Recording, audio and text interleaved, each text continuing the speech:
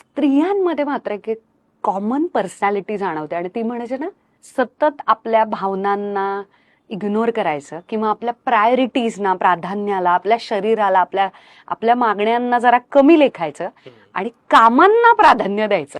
अशा काही स्त्रियांमध्ये डिप्रेशनचं प्रमाण जास्त जाणवतं.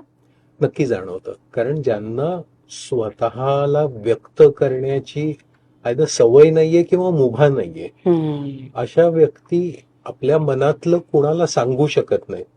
आणि जे आपण आता म्हटलं की वेगवेगळे रोल स्त्री पाडत असते, आई म्हणून असेल, सासू म्हणून असेल, पत्नी म्हणून असेल किंवा अर्थार्जनाचा असेल, हे सगळे रोल आपण पार पाडतोय. पण ह्याच्यात मला काय हवंय हे अनफॉर्च्युनेटली कधी विचारलं जात नाही आणि ते सांगता येईल इतका कॉन्फिडन्स असतोच असं नाही.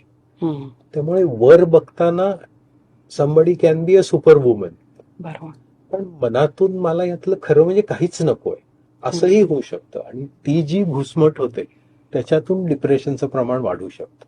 अजून 2 प्रकार आहेत स्त्रियांमध्ये, खूप रडणाऱ्या स्त्रिया आणि कधीच न रडणाऱ्या स्त्रिया.